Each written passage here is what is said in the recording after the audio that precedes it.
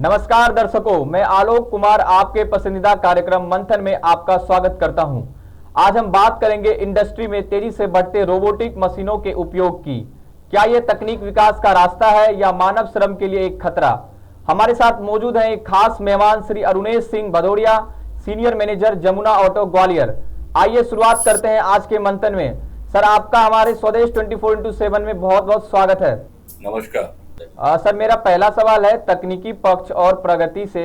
Sir, robotic मशीनें industry में किस स्तर तक पहुंच चुकी है?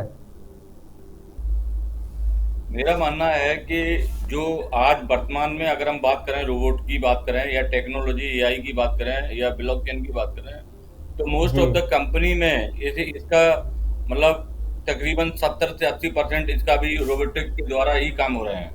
चाहे वो प्रोडक्शन का फील्ड हो, जी। चाहे वो क्वालिटी डिपार्टमेंट हो, इवन इन कॉमर्शियल डिपार्टमेंट में भी हम एआई जैसे टेक्नोलॉजी का उपयोग कर रहे हैं। जी। सर, क्या आप बता सकते हैं कि रोबोट्स की वजह से उत्पादन में कितना बदलाव आया है? देखिए क्या होता है, दो चीजें समझो। रोबोट एक टेक्नोलॉजी है, मशीन है, जी। जिसको हमने जो भी डाटा उसके अंदर इनपुट दे दिया उसके अकॉर्डिंगली वर्क करता है। तो इसमें आप ये कहें कि प्रोडक्टिविटी बढ़ेगी, प्रोडक्टिविटी बढ़ती नहीं है, एक सस्टेन रहती है। इसमें जो भी हमने डाटा जिस लेवल पे बना के रखा, इसके दो फायदे हैं। एक तो क्वालिटी प्रोडक्ट निकल के आता है, दूसरा एक्सीडेंट से आदमी एक्सीडेंट होने के जो चांसेस रहते हैं ह्यूमन में, वो बचता है। बाकी इससे अगर कोई आदमी चल के मैनुअल हाथ से ज्यादा काम कर रहा है तो रोबोट उससे ज्यादा करेगा, ऐसा नहीं है। इसमें कंसिस्टेंसी है, आदमी थक जाता, वहां पे रोबोट आगे चल के काम कर सकता है, वहां पे अपन ये कह सकते हैं कि प्रोडक्टिविटी बढ़ रही है। लेकिन अगर हम इसको ह्यूमन से कंपेयर करेंगे तो दोनों में बहुत बड़ा अंतर है। ह्यूमन है, उसको रेस्ट भी चाहिए होता है, रोबोट को रेस्ट की आवश्यकता नहीं, रोबोट कंटिन्यूटी में वर्क करता रहता है। सर, मेरा तीसरा सवाल है आपसे। सर, क्या यह तकनीक हर उद्योग के लिए जरूरी बन चुकी है या कुछ क्षेत्रों तक ही सीमित है? नहीं नहीं, ये रोबोट का मैं समझता हूँ कि हर कंपनी के लिए तकनीकी जरूरी है, क्योंकि मैन पावर का क्राइसिस बहुत ज्यादा है। आने वाले समय में हमें मैन पावर मिलने वाली नहीं है, इसलिए जितना जल्दी हो सके तो हमें कम से कम, अगर फुली ऑटो नहीं कर पा रहे तो सेमी ऑटो इंडस्ट्री चालू करनी चाहिए, टेक्नोलॉजी लेके आनी चाहिए। जी। सर, क्या रोबोट मानव श्रमिकों की जगह ले रहे हैं या उनके काम को आसान बना रहे हैं? देखिए, बहुत सारे लोग ये सवाल करते हैं कि रोबोट की वजह से किसी का जॉब चला जाएगा, तो ऐसा नहीं है। अपनी जगह काम कर रहा है रोबोट, अपनी जगह काम कर रहा है। रोबोट के लिए जो पैनल होते हैं उन पे मशीन बटन दबाने के लिए भी एक आदमी की जरूरत पड़ती है। ये बात सही है कि जहाँ पर रोबोट लागू हो गए हैं वहां पर जो मैन पावर लगती थी वो कम हो गई है, तो वो मैन पावर कहीं और जगह यूज हो रही है। बट रोबोट की वजह से आदमी का जॉब जाना ये गलत, ये मिथ्या है मेरे तरफ से, ऐसा नहीं है। सर, क्या इस बदलाव से फैक्ट्री वर्कर्स की नौकरियां पर क्या असर पड़ रहा है? कोई फर्क नहीं पड़ रहा है। मतलब ठीक है, जी। वर्कर्स को ये लगता है कि मतलब रोबोट आने से हमारा जॉब चला जाएगा, लेकिन ऐसा नहीं है। बिकॉज मैं आपको एक सिंपल उदाहरण के माध्यम से बताना चाहता हूँ जी। कि जब सबसे पहले टेक्नोलॉजी अपना इसकी डेस्कटॉप आए थे, उसके बाद हमारे पास लैपटॉप आया, मोबाइल आया, बोले सबसे कुछ जॉब चला जाएगा, तो कभी कोई जॉब जाते नहीं है, जी। सिर्फ जॉब ट्रांसफर हो जाते हैं। मान लो आज इस इंडस्ट्री में रोबोट आ गया, तो जहां रोबोट बन रहे होंगे वहां पर जॉब मिलेगा। अल्टीमेटली आदमी के लिए काम है, काम नहीं है कि ऐसा नहीं है कि काम नहीं है। रोबोट अपना काम कर रहा है, आदमी अपना काम कर रहा है। सर, क्या आपकी कंपनी में भी जो मैन पावर की कटौती हुई है रोबोट्स के चलते? हाँ, यस, मेरे यहाँ पर रोबोट के चलते देखो क्या हो क्या रहा कि रोबोट लगाना क्यों जरूरी हो गया ये बताता हूँ। क्योंकि कहीं ना कहीं थ्रू अक्रॉस द इंडिया अगर हम बात करते हैं इंडस्ट्री की, तो वहां पर हमारा जो मैन पावर है, जो वर्क फोर्स है, उसकी शॉर्टेज पड़ रही है। बिकॉज इंडस्ट्रीज बढ़ती जा रही है, मैन पावर उतना नहीं है, इसलिए हम रोबोटिक सिस्टम पे पहुंच रहे हैं। और रोबोटिक सिस्टम पे जब हम जाते हैं तो कहीं ना कहीं हमको उससे हेल्प मिलती है, और हमारे दो तीन चीजें उसमें होती हैं। एक तो पूरी दुनिया में हर जगह आदमी को सेफ्टी देना है, तो सेफ्टी पॉइंट ऑफ व्यू से robotic is safer side. Sir, क्या रोबोटिक तकनीक से उत्पाद की गुणवत्ता में सुधार हुआ है? बिल्कुल, अगर रोबोटिक में सिर्फ यही है कि अगर इससे हम क्वालिटी की बात करेंगे तो क्वालिटी अच्छी बनती है। नंबर दो, जी। इसमें एक सस्टेनेबिलिटी भी रहती है कि अगर कोई चीज एक लगातार प्रभाव से निकल रही तो उसी धारा में निकलती रहेगी।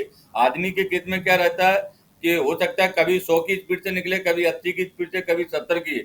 तो आदमी और रोबोट में ये तो है कि रोबोट की प्रोडक्टिविटी एक बार सेट हो गई तो वो निकलेगी निकलेगी, लेकिन मैन पावर में प्लस भी हो सकती है, माइनस भी हो सकती है। क्या तो सर हम कह ये सकते हैं कि तकनीक रोबोटिक लागत इज को गेट घटाती गुड। है या बढ़ाती है?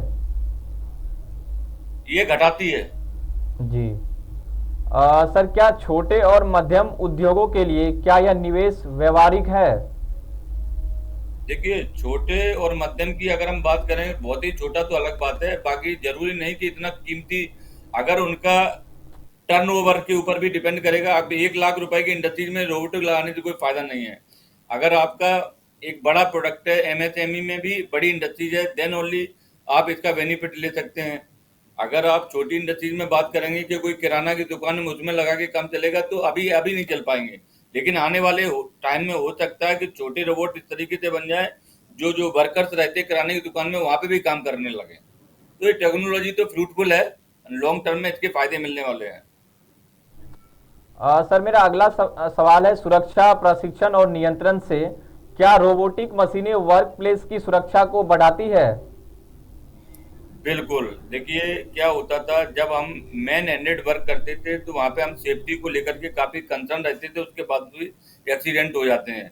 लेकिन जब से रोबोट लगे हुए हैं तब से एक चीज हमें रोबोट के केस में भी देखना है कि कोई आदमी रोबोट एरिया में न घुस जाए।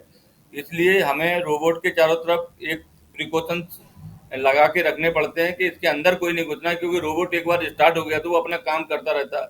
गलती से अगर उसके अंदर कोई आदमी घुस गया तो एक्सीडेंट होने के चांसेस पड़ते हैं। But if we compare with the human, तो ह्यूमन की कंपेयर में रोबोट ज़्यादा सुरक्षित है। और रोबोट की प्रोडक्टिविटी एक सस्टेनेबिलिटी के साथ में बनती है। दूसरा, रोबोट के रहते हुए हमको ये टेंशन नहीं लेना है कि मैन पावर आज है कल नहीं है।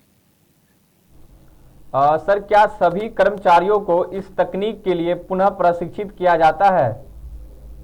बिल्कुल बिल्कुल। इसमें क्या रहता है, रोबोट में क्या है, थोड़ा सा आईटीआई या इंजीनियर्स बंदे रहते हैं, जी। उनके लिए ये समझना आसान हो जाता है। जो नॉन टेक्निकल रहते हैं उनके लिए पैनल के ऊपर खड़ा होना थोड़ा सा टिपिकल रहता है, लेकिन कंपनी उन सबको ट्रेनिंग देती है और उनको ट्रेनिंग दे करके उनको उस लायक बनाती है ताकि वो रोबोट को ऑपरेट कर पाए।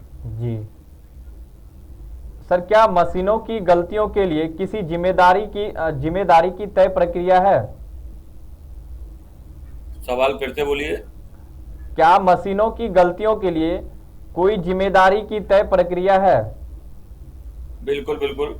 अगर मशीनों में दो तरह का होता है, एक तो होता है कि ओरिजिनल फॉल्ट, अगर मशीन ही गलत आ गई है तो वो तो सप्लायर जिससे हमने खरीदा उसकी रिस्पॉन्सिबिलिटी रहती है।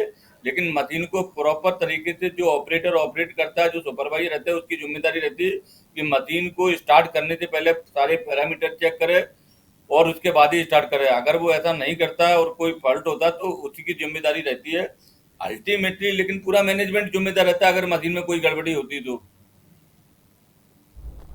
सर क्या आने वाले समय में मानव श्रम पूरी तरह खत्म हो जाएगा? नहीं, बिल्कुल नहीं होगा। आने वाले समय में मैं आपको बता दूं कि जो इंडस्ट्रीज हम बात करें 1.2 से लेकर के 5.0, तो 1.0 5.0 का मतलब हो गया कि इम्प्रूवमेंट इन इंडस्ट्रीज। अगर हम इंडस्ट्रीज में 5.0 की बात करें तो यहाँ पर टेक्नोलॉजी के साथ साथ में ह्यूमन को कोलोब्रेशन के साथ में काम करने के लिए जोर दिया जा रहा है, ताकि जो भी काम हो वो ह्यूमन के साथ मिलकर के हों। इसलिए ह्यूमन का कोई भी इसमें ह्रास नहीं होगा। आदमी और अच्छा ही काम करेगा अगर इस टेक्नोलॉजी के साथ में जुड़ करके। और अच्छा, मतलब कुल मिला के हम देख सकते हैं कि अच्छा फ्यूचर, ब्राइट फ्यूचर रहेगा। जी। सर भारत जैसे विकासशील देश के लिए क्या यह तकनीक अवसर है या चुनौती है? धन्यवाद श्री अरुणेश सिंह भदौड़िया जी, आपने रोबोटिक मशीनों के हर पहलू पर गहराई से बात की। तकनीक जहां एक तरफ तरक्की का रास्ता है वहीं दूसरी ओर सोचने की जरूरत भी है। इसका असर समाज, रोजगार और मानवीय जुड़ाव पर कैसे पड़ेगा? मैं हूं आलोक कुमार, मिलते हैं अगले मंथन में एक नए मुद्दे के साथ। तब तक के लिए धन्यवाद।